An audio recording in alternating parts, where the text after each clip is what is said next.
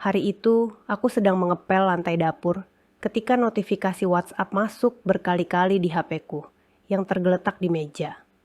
Biasanya grup TK anak atau keluarga yang ribut.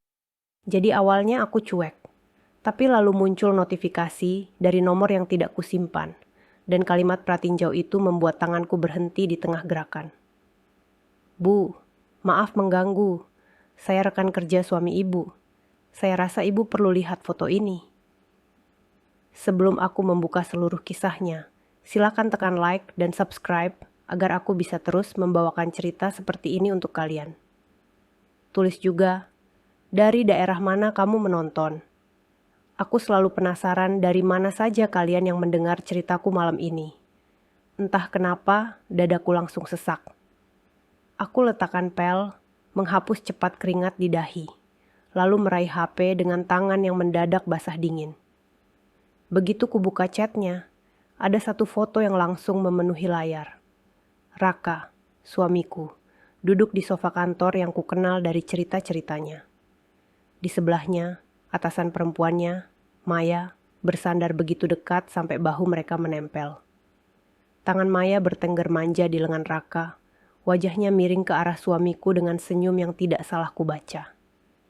Di bagian atas foto terlihat nama grup, Tim Inti Divisi Pemasaran. Di bawahnya, caption rekan kerja tertulis, bahwa Raka, favoritnya Bu Maya, diikuti emotikon api dan wajah nakal. Untuk beberapa detik, aku hanya menatap layar tanpa berkedip. Lantai di bawah kakiku seperti bergeser. Ada bunyi halus kain pel yang jatuh, tapi otakku mendengar suara lain. Tawa Maya, yang selama ini hanya kuceritakan dalam bayangan, sekarang menertawakanku dari layar. Suamiku, yang selalu bilang atasannya profesional, terlihat terlalu nyaman berada di posisi yang tidak pernah kutemani. Nama pengirimnya adalah Reni. Di pesan berikutnya ia menulis bahwa ia minta maaf dan tidak bermaksud merusak rumah tanggaku. Tapi sebagai sesama istri, ia tidak tega melihat foto itu hanya jadi bahan bercandaan di kantor. Di kantor semua orang lihat foto ini di grup. Saya tidak tahan kalau ibu tidak tahu apa yang terjadi di tempat kerja suami ibu. Saya juga seorang istri. Kalau saya di posisi ibu, saya ingin ada yang kasih tahu, tulisnya. Kata-kata itu seperti memukul pelan, tapi tepat di bagian yang paling rapuh di dalam dadaku. Aku menjawab singkat, jari-jari gemetar, menanyakan foto itu diambil kapan. Reni menjawab cepat, bilang itu foto semalam. Setelah lembur, saat sebagian besar karyawan sudah pulang. Ia sengaja menyimpan tangkapan layar sebelum foto, dan candaan itu tenggelam di chat. Sedih. Kata itu terlalu kecil untuk menampung perasaan yang naik turun di tubuhku saat itu. Marah, jijik, takut, malu, semuanya bercampur seperti air pel yang sudah dipakai berkali-kali. Aku menutup chat, menyimpan foto itu ke galeri, lalu mengirimkannya ke email pribadiku. Entah dari mana naluri itu datang, tapi tahu aku mulai menyelamatkan bukti seperti orang yang sedang evakuasi barang, paling berharga dari rumah yang siap terbakar. Padahal, kalau aku mundur sedikit ke belakang, tidak ada satu hari pun aku membayangkan akan sampai di titik ini. Namaku Siska. Aku bukan siapa-siapa, hanya seorang ibu rumah tangga yang kadang membantu tetangga menjahit baju untuk menambah uang belanja. Suamiku, Raka, bekerja di sebuah perusahaan distribusi, bagian pemasaran. Gajinya tidak besar, tapi cukup membuat kami bisa membayar kontrakan, menyekolahkan anak, dan sesekali makan di luar. Waktu awal Raka dapat pekerjaan di kantor itu, aku yang paling semangat. Aku yang menyiapkan kemeja, menyetrika celana kainnya sampai licin, memilihkan dasi yang paling pantas. Setiap kali ia pulang membawa cerita tentang kantor, aku mendengarkan sambil menyuapinya makan malam. Dalam kepalaku, kantor adalah dunia yang jauh tapi aman, tempat suamiku berjuang demi keluarga. Nama Maya pertama kali muncul dalam ceritanya sekitar 1 tahun lalu. Aku sekarang punya atasan baru, katanya suatu malam sambil rebahan di sofa, sementara aku membereskan piring kotor. Namanya Bu Maya. Orangnya tegas, tapi asyik. Cara bicaranya enak, modern, tidak kaku seperti bos-bos lama. Aku tersenyum waktu itu, tulus. Aku bahkan ikut bangga. Bagus dong, kalau bosnya enak, kerja juga lebih semangat. Perempuan ya mas, pasti rapi terus. Iya, jawabnya ringan. Kalau meeting, stylenya macam orang-orang di televisi. Tapi tenang, dia bos semua orang, bukan cuma aku. Waktu itu, aku hanya tertawa. Rasanya terlalu berlebihan kalau langsung cemburu pada orang yang bahkan belum pernah kulihat. Dunia kantorku dan dunianya terasa sangat jauh. Dia dengan jas, ruang rapat, presentasi, dan email. Aku dengan apron, jemuran, harga cabai, dan PR anak. Kupikir batasnya jelas. Ternyata aku salah. Perubahan kecil mulai muncul beberapa bulan setelah itu. Raka yang dulu cuek soal penampilan, tiba-tiba mulai peduli dengan parfum. Biar tidak malu di depan klien, katanya. Kemeja yang dulu kupilihkan seadanya, kini harus diganti lebih sering. Di kantor, bos paling rapi. Masak bawahan berantakan, ia bercanda. Di rumah, jam pulangnya bergeser. Kalau dulu rata-rata menjelang maghrib ya sudah pulang, makin kesini makin sering lewat isya. Alasannya lembur, laporan mendadak, meeting susulan. Bu Maya tipe orang yang kalau mau sesuatu harus saat itu juga, katanya suatu kali sambil membuka sepatunya dengan napas panjang. Kalau tidak dituruti, bisa dihapus dari daftar karyawan favorit. Aku tidak bisa ambil risiko itu. Aku mengangguk, mencoba mengerti.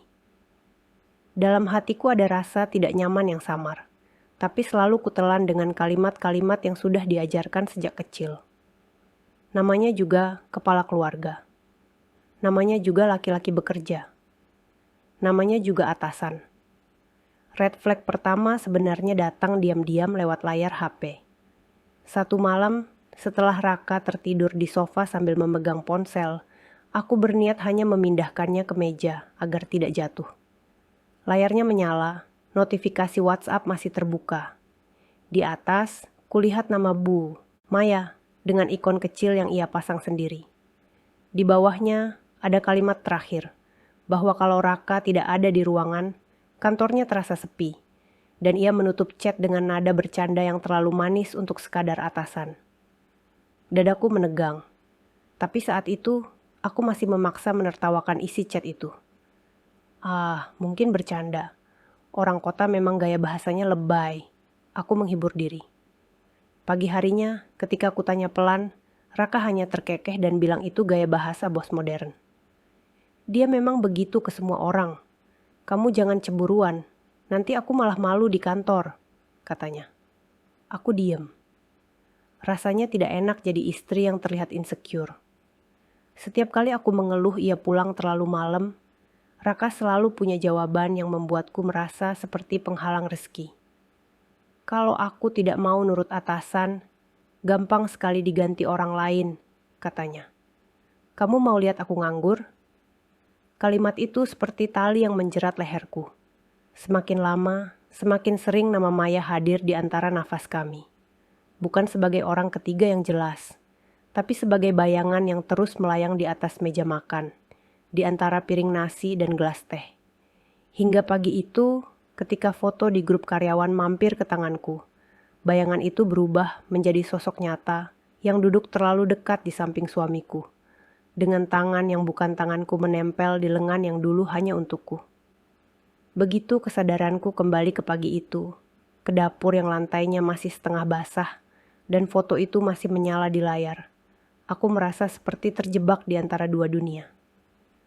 Di satu sisi, aku ingin langsung berteriak, menelpon Raka di kantor, dan menghamburkan semua kata-kata yang sudah menumpuk di leher. Di sisi lain, ada suara kecil di dalam kepala yang bertanya, kalau aku marah sekarang tanpa persiapan, dan dia memutar balik semua, aku siap tidak disebut gila lagi. Aku menutup mata sebentar, menarik napas dalam-dalam. Anak kami, Revan, sedang bermain mobil-mobilan di ruang tengah, tidak tahu apa-apa. Ia hanya melihat ibunya yang tiba duduk di kursi dapur lebih lama dari biasanya. Bu, Kok berhenti ngepel? Tanyanya polos. Aku memaksakan senyum. Ibu capek sedikit nak, nanti lanjut lagi. Saat Revan kembali sibuk dengan mainannya, aku membuka lagi chat dari Reni. Jari-jariku mengetik pelan. Terima kasih ya mbak, saya butuh waktu untuk mencerna ini. Mohon jangan bilang siapa-siapa dulu, saya tahu. Reni membalas, mengatakan ia mengerti. Ia bahkan menambahkan beberapa detail yang membuat perutku makin mual. Katanya, di kantor memang sudah lama ada yang berbisik soal kedekatan Maya dengan Raka. Tapi semua orang menganggap itu hanya cara bos mencari suasana santai. Tapi lama-lama kok jadi kebangetan bu, tulisnya. Apalagi kalau candaan di grup mulai menyinggung rumah tangga. Saya perempuan juga, saya tidak tega. Hari itu aku menjalani rutinitas seperti robot. Menyiapkan makan siang, melipat baju, menjemput Revan dari sekolah, memasak untuk malam. Di kepalaku, foto itu terus muncul. Setiap kali aku memegang piring, rasanya seperti memegang bukti di persidangan. Setiap kali aku menatap pintu rumah, aku membayangkan Maya juga pernah menatap pintu kantor sambil menunggu suamiku datang. Menjelang malam, suara langkah Raka terdengar di depan. Aku sengaja tidak membuka pagar lebih awal seperti biasanya. Biar ia mengetuk, biar ada jarak yang terasa. Ketika pintu terbuka, ia masuk sambil membawa kantong plastik berisi roti. Ini tadi sisa rapat. Lumayan buat cemilan Revan, katanya santai. Aku menatap kantong itu cukup lama sebelum menerimanya. Rapat lagi, tanyaku, mencoba menjaga nada suaraku tetap datar. Iya, jawabnya sambil melepas sepatu. Bu Maya, kalau sudah mulai proyek baru, bisa lupa waktu. Mau bagaimana lagi? Nama itu. Dulu terdengar seperti bagian dari cerita kantor. Sekarang rasanya seperti duri. Aku tidak langsung menyinggung foto. Aku hanya mengamati. Cara ia meletakkan tas, memeriksa HP sebentar, mengunci layar cepat ketika melihatku melirik. Gerakan-gerakan kecil yang dulu kuanggap biasa, kini seperti huruf-huruf yang menyusun kalimat besar. Ada sesuatu yang disembunyikan. Setelah makan malam, ketika Revan sudah tertidur dan rumah sedikit tenang, aku duduk di samping Raka di sofa. Televisi menyala, tapi tidak ada satupun yang masuk ke otakku. Mas, panggilku pelan. Ia tidak mengalihkan pandangan dari layar. Aku mau tanya sesuatu, tolong jawab jujur. Ia menghela napas, seolah sudah capek duluan. Tanya apa lagi? Kalau soal lembur, aku sudah jelaskan Siska. Bukan soal lembur, sahutku. Soal Bu Maya. Tatapannya sekilas berpindah ke wajahku, lalu kembali ke televisi. Kenapa lagi dengan Bu Maya? Aku mengeluarkan HP, membuka foto yang dikirim Reni, lalu meletakkannya di antara kami. Ini, kataku. Televisi masih menyala, tapi suasana di ruang tengah mendadak terasa jauh lebih hening.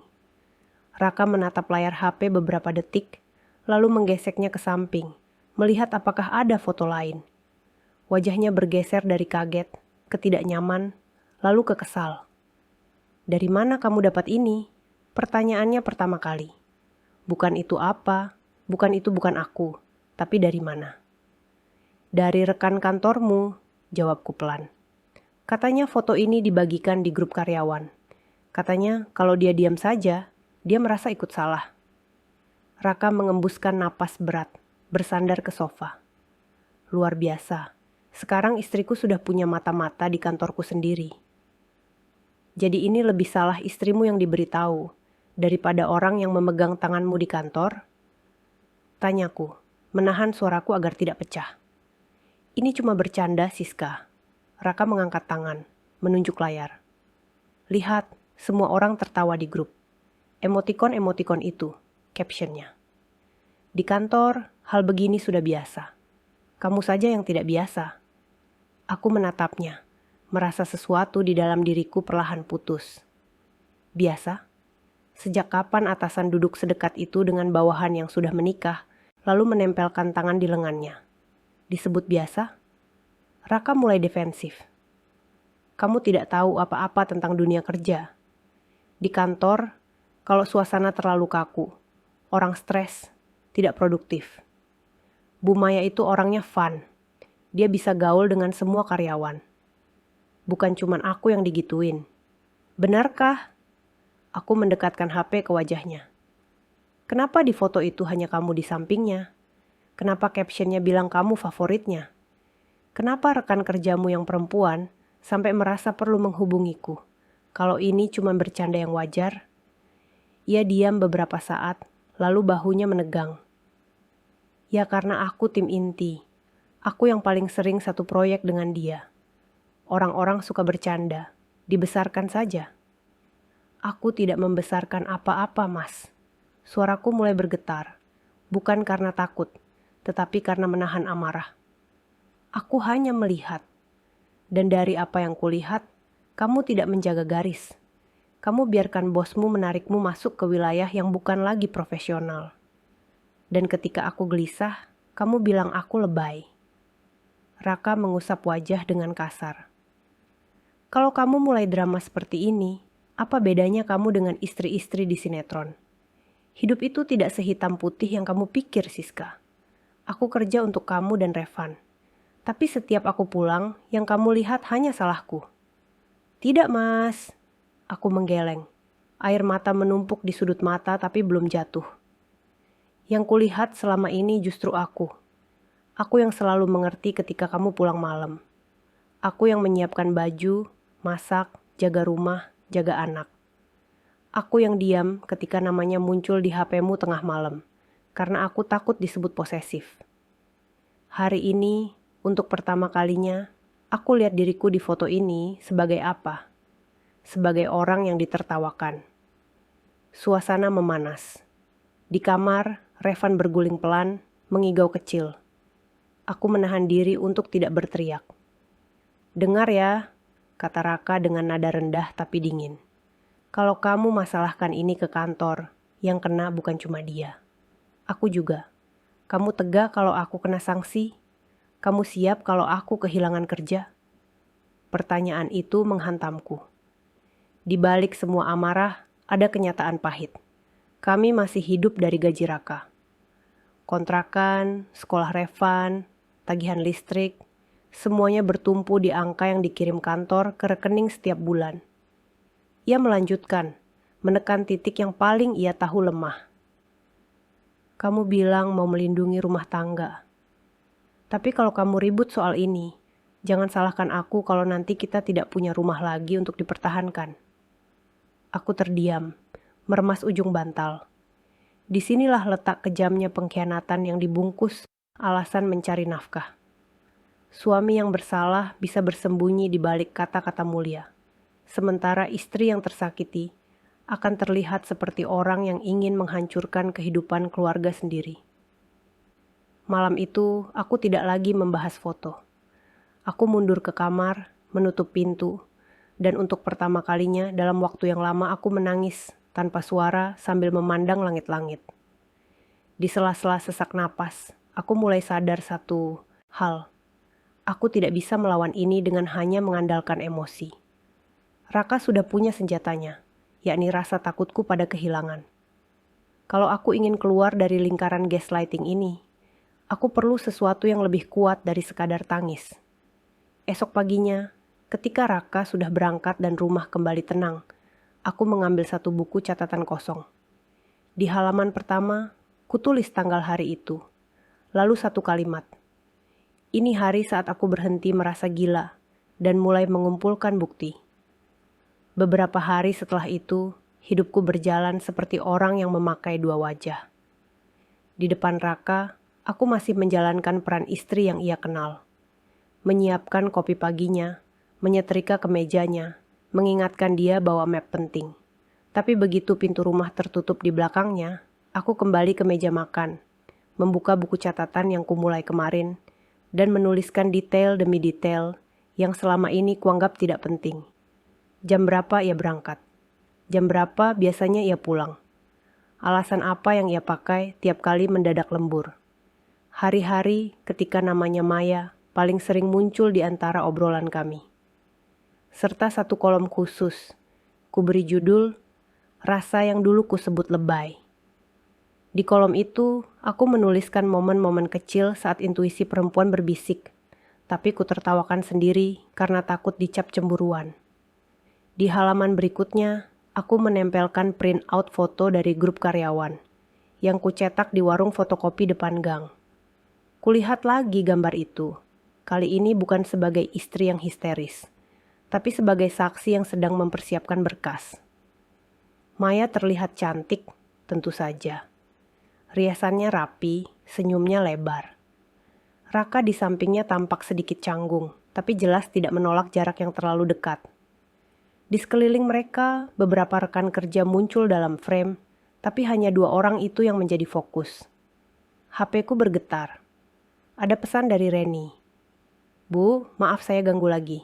Kalau ibu mau bicara langsung, saya bisa ketemu sebentar. Di luar jam kantor. Kadang lebih enak ngobrol langsung daripada lewat chat." Aku menatap pesan itu cukup lama. Ada bagian dari diriku yang ingin bersembunyi. Pura-pura foto itu tidak pernah ada. Tapi ada bagian lain yang mulai lelah membohongi diri.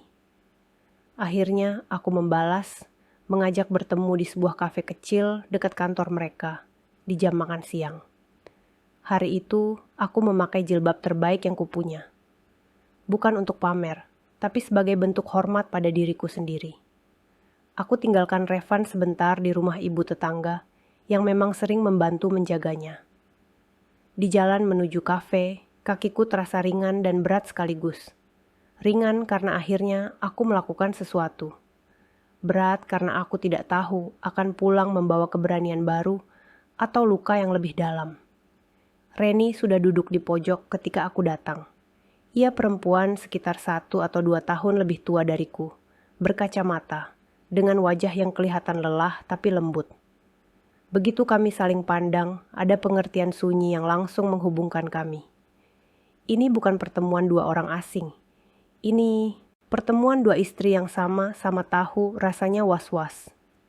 "Terima kasih sudah mau ketemu." Aku membuka percakapan. Reni menggeleng. "Saya yang harus minta maaf. Saya tahu ini berat. Tapi tiap lihat mereka bercanda di grup atau di kantor, hati saya tidak tenang. Apalagi kalau ingat, suami ibu bekerja demi keluarga di rumah. Tapi nama keluarga ibu yang dipakai buat bercandaan." "Kamu kerja satu ruangan dengan mereka?" tanyaku pelan. Reni mengangguk. "Saya satu divisi. Dulu, waktu Bu Maya baru masuk, banyak yang senang. Dia bawa suasana baru, tidak kaku. Tapi lama-lama, cara bercandanya dengan beberapa karyawan laki-laki melewati batas. Dan entah kenapa, yang paling sering jadi bahan itu suami ibu." Ia lalu bercerita tentang bagaimana Maya sering memanggil Raka ke ruangan dengan pintu tertutup, dengan alasan mau bahas presentasi. Padahal, kadang hanya untuk ngobrol hal-hal yang tidak mendesak. Bagaimana ia sering memuji Raka di depan yang lain, menyebutnya anak emas, andalan Bu Maya, membuat rekan-rekan lain menggoda. Di grup ada candaan-candaan yang menyamakan Raka dengan bodyguard pribadi bos, calon wakil direktur, dan sebagainya, dengan nada menggoda yang membuat perutku mual. Waktu foto yang saya kirim itu diambil, lanjut Reni, sebenarnya saya di sana. Kami baru selesai lembur. Beberapa orang sudah pulang, tinggal tim inti plus beberapa orang yang kebetulan masih beresin berkas. Tiba-tiba Bu Maya duduk di sofa dan manggil Mas Raka, suruh duduk di sampingnya. "Biar kelihatan, ini tangan kanan saya," katanya. Terus ada satu teman yang iseng foto dan kirim ke grup. Semua orang ketawa, tapi saya, entahlah, saya tidak bisa ikut ketawa. Aku menelan ludah. "Raka, bagaimana reaksinya?" "Awalnya dia kelihatan kaget," jawab Reni jujur. Tapi dia tidak menepis.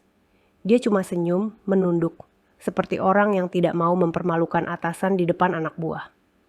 Sejak saat itu, bercandaan di grup makin sering mengarah ke mereka berdua.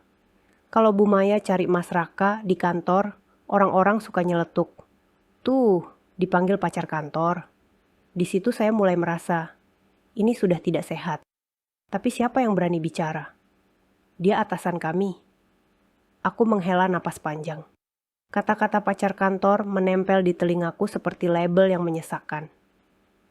Kalau aku bicara ke dia langsung, tanyaku, setengah bertanya pada Reni, setengah pada diriku sendiri. Ada gunanya? Reni menggeleng pelan. Bu Maya itu pintar bicara. Kalau ibu datang sebagai istri, dia bisa memutar balik. Bilang ibu lebay, atau bilang ini hanya bagian dari dinamika kerja. Lagi pula, di kantor, orang akan lebih mudah percaya atasan daripada istri bawahan. Yang menurut saya punya kekuatan justru bukti, Bu. Foto-foto, chat, jam lembur, bahkan kalau perlu, kesaksian karyawan lain yang berani. Kalau suatu hari ibu perlu, saya siap bicara. Aku takut, aku mengaku, suara serak. Kalau aku ribut, yang kena Raka juga. Kami hidup dari gajinya. Tapi kalau aku diam, aku merasa mengkhianati diriku sendiri. Reni menatapku lama. Saya tidak bisa bilang ibu harus bagaimana, tapi saya tahu satu hal. Ibu tidak gila. Ibu tidak lebay. Kalau hati ibu terasa berat setiap kali lihat pola ini, itu bukan cuma cemburu. Itu alarm. Soal langkah berikutnya, mungkin ibu butuh orang lain selain saya untuk diajak bicara.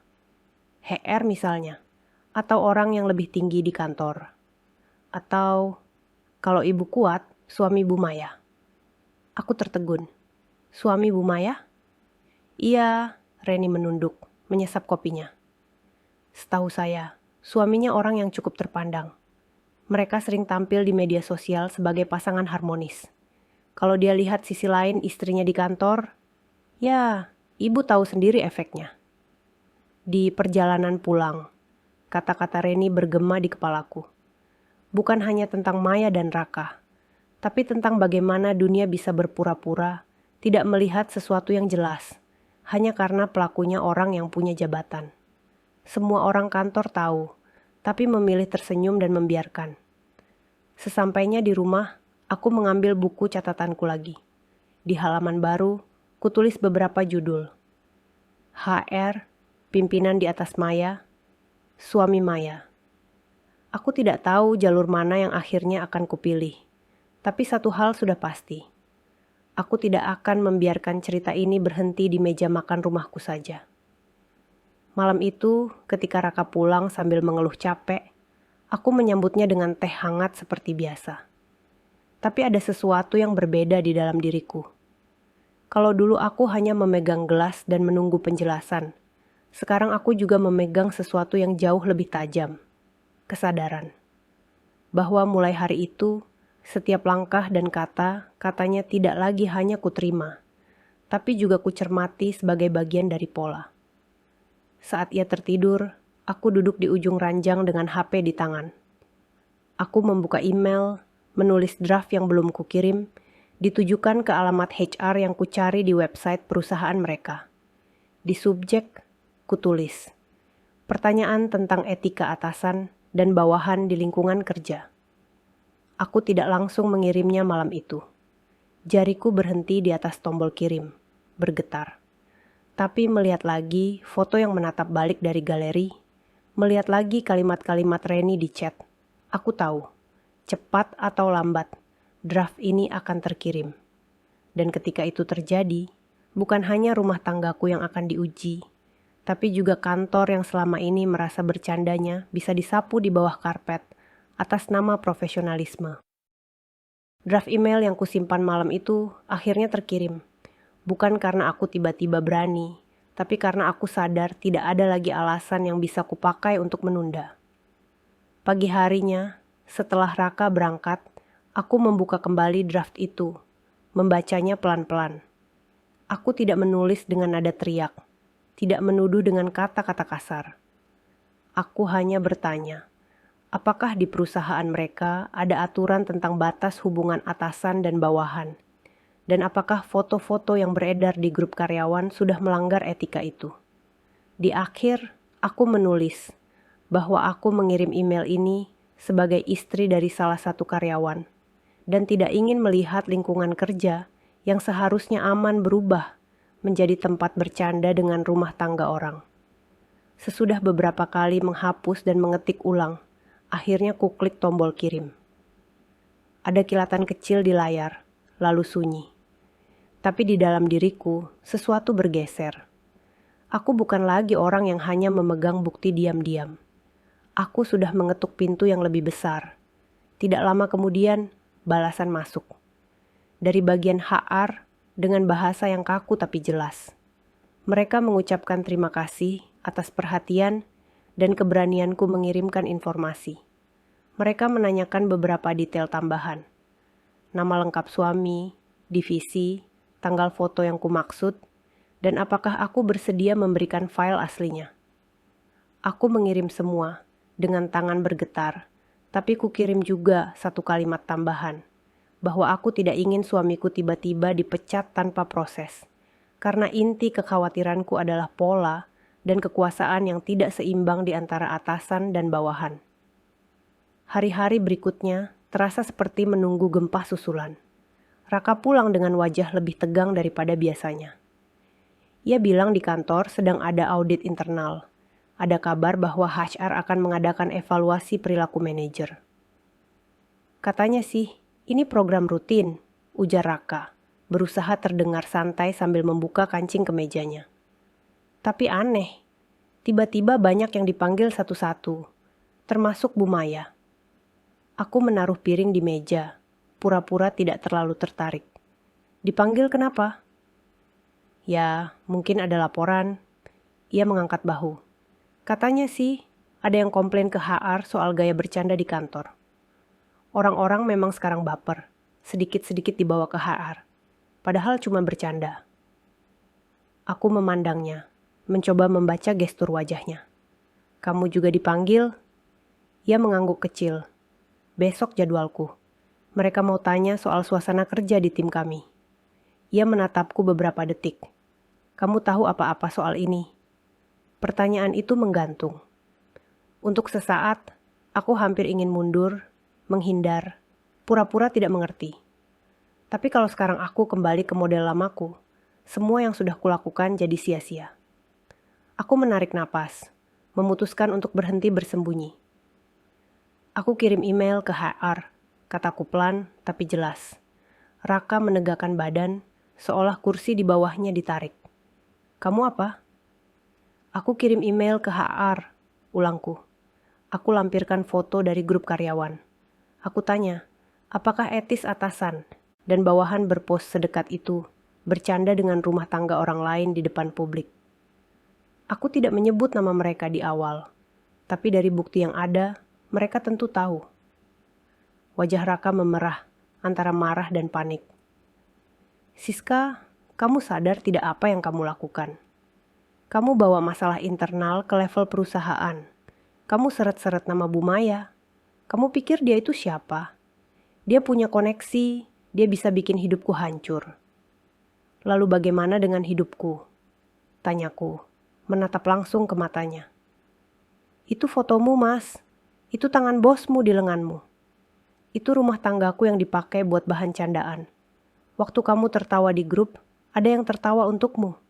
Tapi waktu aku menangis di dapur, siapa yang membelaku? Ini bukan soal kamu menangis atau tidak. Raka mengangkat suara. Ini soal nasi. Soal kontrakan, soal sekolah Revan. Kalau aku sampai kena sanksi, kamu mau kasih makan apa anak kita? Kamu selalu pakai anak untuk menutup mulutku. Suaraku bergetar, tapi aku tidak mundur. Seolah-olah kalau aku bersuara, aku ibu yang egois.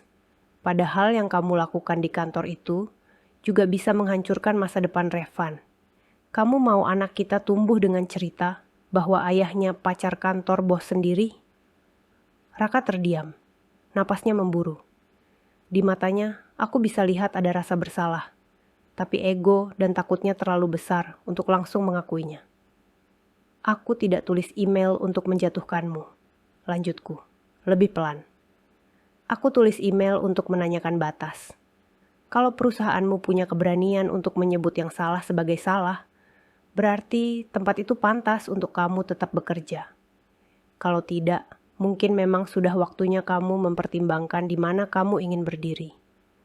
Keesokan harinya, Sebelum berangkat kerja, Raka lebih diam dari biasanya. Ia tidak membuat candaan kecil saat memakai dasi, tidak lagi bertanya apakah bajunya kusetrika dengan benar. Ia hanya melihat sekilas ke arahku sebelum membuka pintu. "Doakan saja ya," katanya lirih. "Kalau semua ini berantakan, kamu juga ikut menanggung." "Aku sudah menanggung dari dulu," jawabku pelan. Bedanya, waktu itu aku menanggung dalam diam. Siang harinya, Reni mengirim pesan lagi. "Bu, suasana di kantor tegang. Bu Maya dipanggil HR lebih lama dari yang lain." Setelah itu, Mas Raka juga masuk. Entah apa yang dibicarakan, tapi saya lihat wajah keduanya beda ketika keluar. Aku menunggu sampai sore dengan jantung berdebar. Suami dan atasan yang selama ini bermain di area abu-abu, akhirnya dipaksa masuk ke ruangan dengan lampu putih terang, dihadapkan pada pertanyaan-pertanyaan yang tidak bisa dijawab dengan tawa. Baru malam nanti, aku akan tahu apa yang terjadi di ruangan itu. Sementara menunggu, ada satu hal lain yang kupikirkan. Sesuatu yang disebut Reni dalam pertemuan kami di kafe. Suami Maya. Dengan jari yang ragu-ragu, aku kembali membuka media sosial. Kutelusuri akun kantor Raka, lalu mencari unggahan yang menandai nama Maya. Dari sana, cukup mudah menemukan akun pribadinya. Dan dari foto-foto yang ia unggah, kutemukan sosok laki-laki yang sering muncul di sampingnya dalam pose-pose harmonis. Di salah satu foto keluarga, ia menuliskan caption tentang syukur memiliki suami yang selalu mendukung karirnya. Aku menatap foto itu lama. Ada ironi yang sulit diabaikan. Perempuan yang difoto tampak memeluk suaminya erat. Di kantor memeluk lengan lelaki lain tanpa beban. Dengan hati-hati, aku menyimpan beberapa foto publik mereka. Bukan untuk menyebarkannya, tapi sebagai pengingat bahwa kalau aku memutuskan melibatkan laki-laki ini suatu hari nanti, aku tidak sedang mengganggu pernikahan yang suci, melainkan hanya mengirimkan potongan sisi lain yang selama ini mungkin tidak pernah ia lihat. Sore menjelang malam, gerbang rumah berderit. Raka pulang dengan langkah berat. Begitu ia masuk, aku bisa melihat jelas bahwa hari itu bukan hari biasa. Wajahnya pucat, matanya merah, seperti habis diperas dari segala arah. Ia meletakkan tas pelan, duduk di sofa tanpa melepas kemeja. "Bagaimana?" tanyaku pelan, berdiri di ambang dapur. Ia tidak langsung menjawab.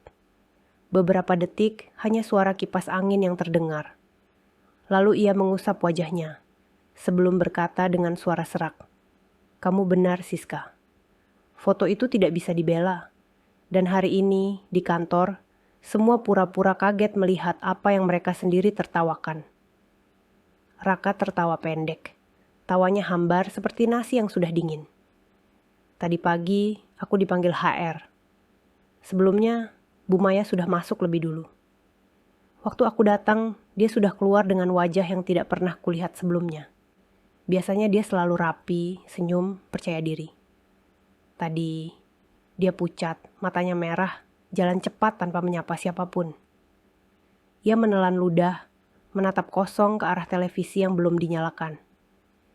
Di ruang HR, ada kepala HR, satu orang dari bagian legal, sama manajer yang levelnya di atas Bu Maya. Mereka memintaku duduk, lalu menunjukkan foto-foto yang kamu kirim. Bukan cuma satu, ternyata beberapa orang juga kirim. Aku mengangkat alis pelan. "Beberapa orang?" Raka mengangguk lelah. "Ternyata tidak cuma kamu yang kirim email. Ada 2 karyawan lain yang lapor.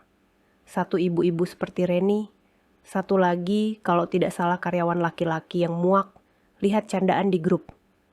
Ada juga komplain anonim tentang gaya bercandanya Bu Maya yang melewati batas." Ia menarik napas berat.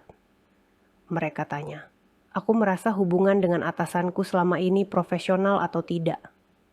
Mereka tanya apa aku pernah merasa tidak nyaman. Mereka juga tanya apakah aku pernah membicarakan ini dengan istriku." "Dan kamu jawab apa?" Suaraku terdengar lebih tenang daripada isi dadaku. "Aku bohong di awal." Ia mengaku, tidak berusaha membela diri. Refleks. Aku bilang semua itu bercanda, tidak ada maksud apa-apa. Tapi mereka balas, kalau tidak ada apa-apa, kenapa istri Bapak sampai mengirim email panjang dan melampirkan semua bukti? Mereka juga bilang, di kantor, atasan punya posisi, kuasa. Kalau bercanda seperti ini dibiarkan, yang lain bisa ikut-ikut. Ia berhenti sejenak, menunduk. Di titik itu, aku kehabisan alasan. Apalagi waktu mereka bilang, ada satu pengaduan lain yang datang bukan dari internal kantor, tapi dari seseorang yang mengaku kenal suaminya Bu Maya. Aku menegang. Suami Bu Maya? Entah kamu atau orang lain yang menghubunginya. Raka mengangkat bahu. Aku tidak tahu. Tapi HR bilang, mereka sudah menerima juga keluhan tentang gaya hidup media sosial yang tidak sesuai dengan perilaku di kantor. Mereka tidak sebut detail, tapi aku tahu. Dari cara mereka menatapku, ini bukan lagi sekadar candaan. Aku mengingat kembali layar ponselku beberapa hari lalu, saat aku menatap foto keluarga Maya dengan senyum lebarnya. Memang aku belum mengirim apapun ke suaminya. Tapi mungkin orang lain, mungkin nasib, mungkin Tuhan, punya jalannya sendiri untuk mempercepat karma. Akhirnya, Raka melanjutkan, suaranya melemah. Aku mengaku. Aku bilang, aku memang terlena. Di awal, aku merasa hanya bercanda. Tapi lama-lama aku menikmati diperlakukan istimewa. Aku mengaku salah karena tidak tegas menjaga jarak. Tapi aku juga bilang, cara bos memperlakukan bawahan seperti itu membuat semua orang sulit menolak. Ia memejamkan mata, mengusap wajah.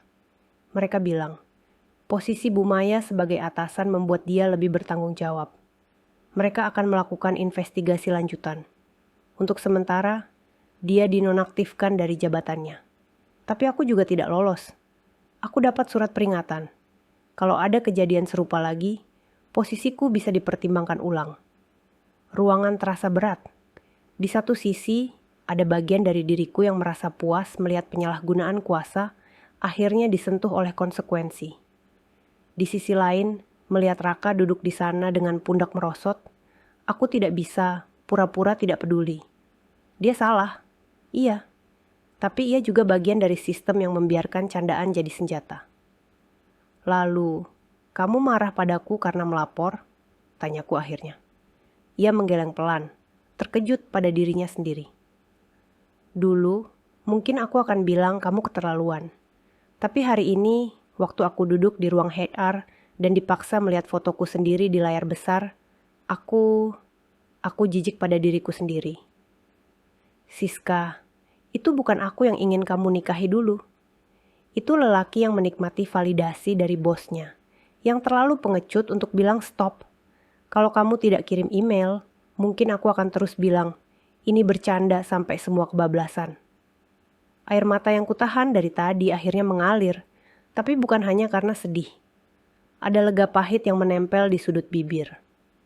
Jadi, kamu mengerti sekarang kenapa aku kirim? Sedikit, jawabnya jujur. Aku mengerti rasanya dilihat dari luar. Tadi di ruang HR, rasanya seperti aku istri yang duduk di depan bukti perselingkuhan. Bedanya, aku pelakunya. Dan untuk pertama kalinya, aku bayangkan kamu di kursi itu. Ia menunduk, suaranya nyaris berbisik. Maaf, kata itu sederhana. Terlalu sederhana untuk menambal semua lubang yang sudah terbentuk di antara kami. Tapi setidaknya, kali ini ia muncul bukan sebagai formalitas, melainkan sebagai pengakuan bahwa gaslighting yang selama ini kulalui bukan sekadar istrinya yang lebay. Aku duduk di sofa seberangnya, menjaga jarak fisik yang kecil tapi terasa besar. Maaf saja tidak cukup, Mas, kataku perlahan. Yang rusak bukan hanya kepercayaanku padamu sebagai suami, tapi juga rasa amanku melihatmu berangkat kerja. Sekarang setiap kali kamu bilang lembur, kepalaku otomatis menayangkan ulang foto itu. Aku tahu, ia mengangguk. Kedua tangannya saling menggenggam sampai buku-buku jarinya memutih. Karena itu, aku tidak datang hari ini untuk minta semua kembali seperti dulu. Aku tahu, Kita tidak bisa kembali ke titik sebelum foto itu diambil. Tapi mungkin kita bisa cari titik baru, kalau kamu masih mau. Aku belum tahu, aku jujur. Yang jelas, aku tidak mau lagi jadi istri yang hanya diam dan menunggu penjelasan. Kalau kamu benar-benar mau memperbaiki, ada beberapa hal yang harus berubah. Bukan untuk membuatmu terpenjara, tapi supaya aku bisa kembali bernapas normal. Ia mengangkat wajah, menatapku. Kali ini tanpa defensif. Katakan.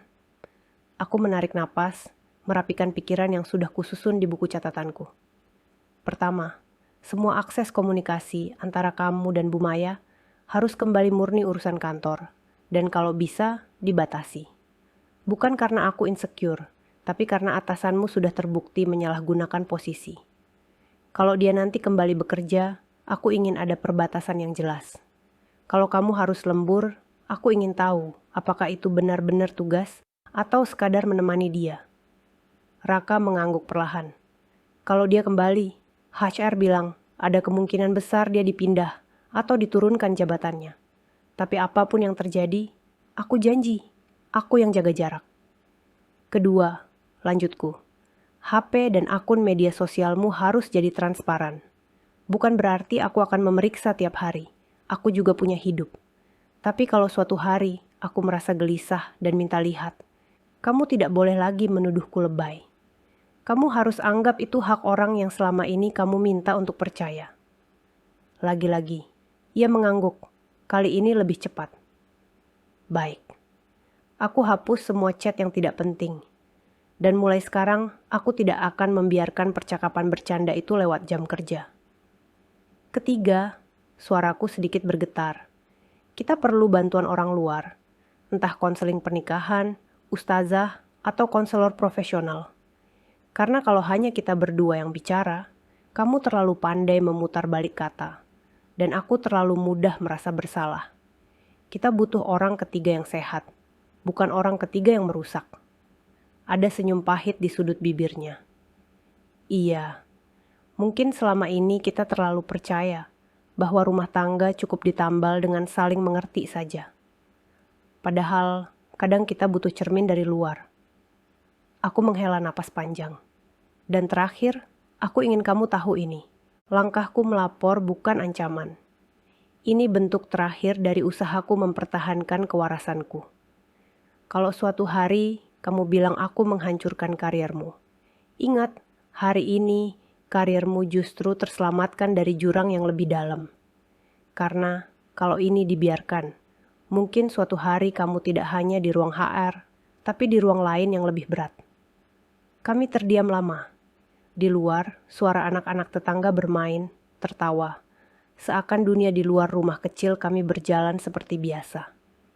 Tidak ada yang tahu bahwa di dalam, dua orang dewasa sedang mengukur ulang batas antara cinta, kuasa, dan harga diri. Di ujung malam, setelah percakapan itu melelahkan kami, Raka pindah tidur ke ruang tengah. Bukan karena aku mengusirnya dengan teriakan, tapi karena ia sendiri yang merasa tidak pantas berbaring di ranjang yang sama malam itu. Dan untuk pertama kalinya, aku tidak mengejarnya, tidak memaksanya kembali. Aku membiarkannya tidur dengan bantal dan pikirannya sendiri. Sementara aku memeluk Revan lebih erat, berbisik dalam hati bahwa apapun yang terjadi setelah ini, aku ingin anakku melihat ibunya bukan sebagai perempuan yang tinggal demi menutup aib, tapi sebagai perempuan yang berani menunjukkan bahwa rumah bukan tempat untuk bercanda dengan luka.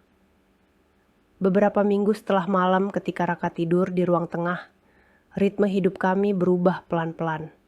Bukan dengan kembang api besar, tapi dengan suara kecil yang terus berdetak di belakang dada. HR benar-benar menjalankan yang mereka sebut investigasi. Dari cerita Raka, satu persatu karyawan diminta memberi keterangan. Bukan hanya soal foto itu, tapi juga soal pola bercanda yang selama ini dibiarkan. Di kantor, kabar beredar lebih cepat daripada memo resmi. Reni mengirim pesan, bercerita bahwa suasana di lantai mereka kaku. Nama Maya yang dulu jadi bahan kagum dan pujian, kini disebut dalam bisik-bisik yang berhenti ketika pintu terbuka. Suatu sore, Reni mengabarkan kalau Maya tidak datang lagi ke kantor. Tidak ada pengumuman besar, hanya satu email singkat dari manajemen yang mengatakan bahwa pertanggal tertentu, posisi kepala divisi pemasaran akan diisi oleh orang baru. Karyawan diminta menghormati keputusan perusahaan. Katanya sih, Bu Maya mengajukan pengunduran diri, tulis Reni. Tapi orang dalam bilang, sebenarnya itu bentuk halus dari pemecatan terhormat. Suaminya juga beberapa kali datang, wajahnya dingin sekali. Entah apa yang terjadi di rumah mereka. Aku membaca itu tanpa merasa perlu bersorak. Bukan karena aku baik hati, tapi karena aku tahu rasa hancur di rumah orang bukan bahan tontonan. Kalau ada yang pantas dirayakan, itu bukan runtuhnya rumah orang lain, melainkan garis batas yang akhirnya digambar dengan jelas di tempat yang dulu menganggap candaan sebagai budaya. Raka juga bercerita lebih pelan dari biasanya, bahwa ia sempat dipanggil sekali lagi oleh manajemen yang lebih tinggi. Mereka menegaskan surat peringatan masih berlaku, dan namanya akan diawasi. Tapi mereka juga mengatakan, dalam kasus ini, posisi atasan memiliki tanggung jawab lebih besar. Kami mengharapkan Bapak belajar menjaga batas di lain waktu, kata mereka.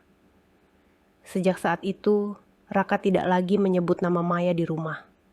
Bukan karena kami pura-pura lupa, tapi karena setiap kali nama itu keluar, hawa ruangan turun beberapa derajat. Di HP-nya, aku memang melihat perubahan. Notifikasi di luar jam kerja berkurang drastis. Kalau ada rapat online, ia lebih sering melakukannya di ruang tamu dengan pintu terbuka, bukan di kamar sambil berbisik. Sesuai kesepakatan kami mulai mencari bantuan orang luar.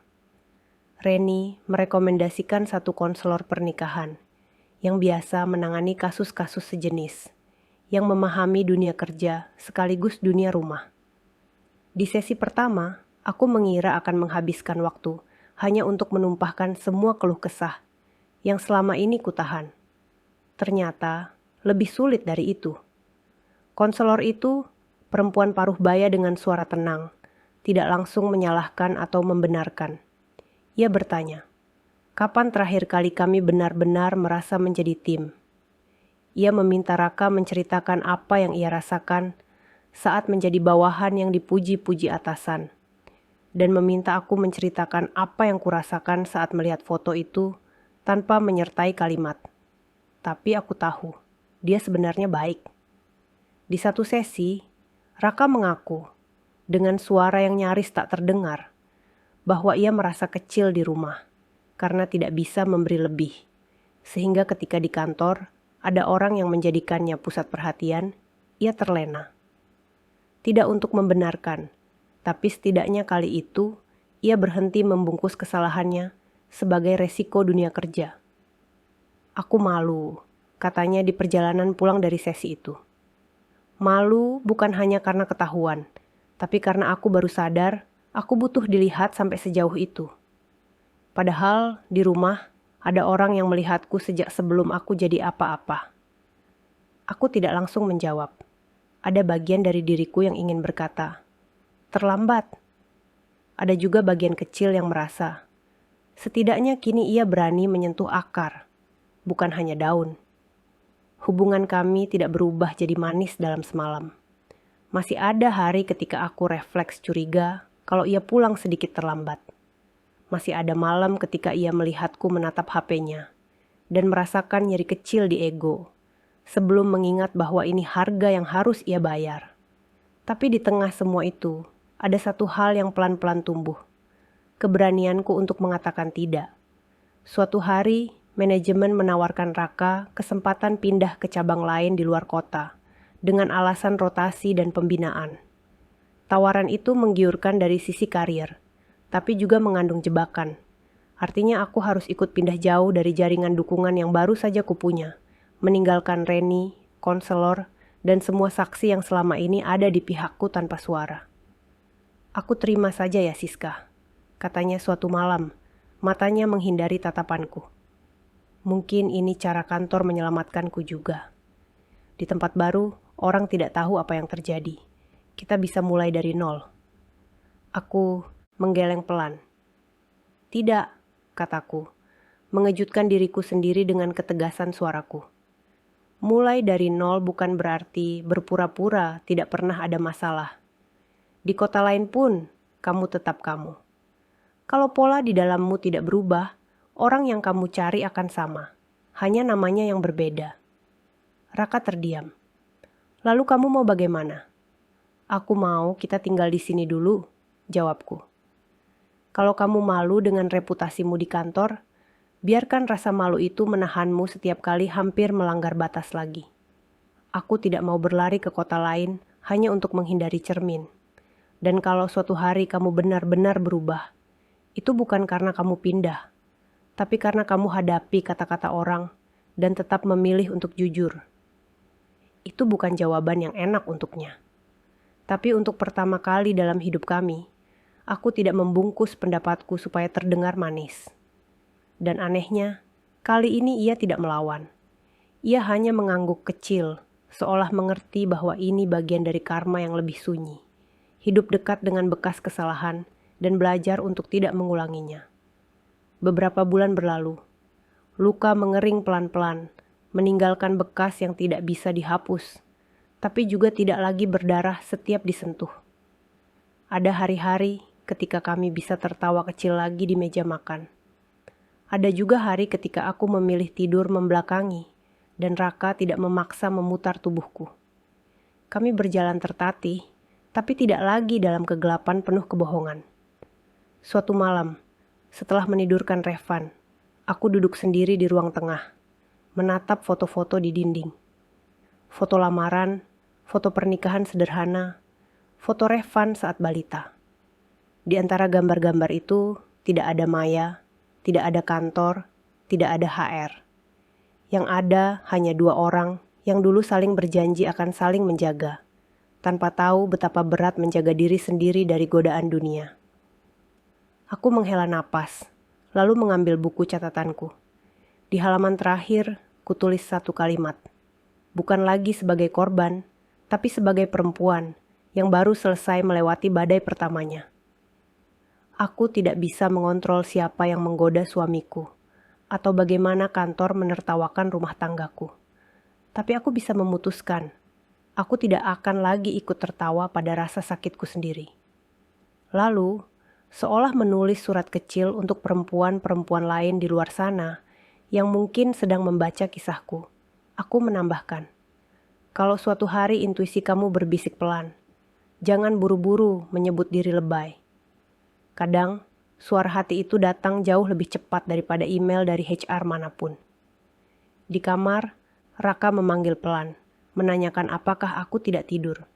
Aku menutup buku, mematikan lampu ruang tengah, dan berjalan masuk. Apakah kami akan selamanya bersama, atau suatu hari berpisah dengan cara baik, aku belum tahu. Tapi satu hal pasti, malam itu aku berbaring bukan lagi sebagai istri yang takut kehilangan segalanya, melainkan sebagai seseorang yang sadar bahwa menghargai diri sendiri adalah bentuk cinta pertama yang tidak boleh lagi kutawar.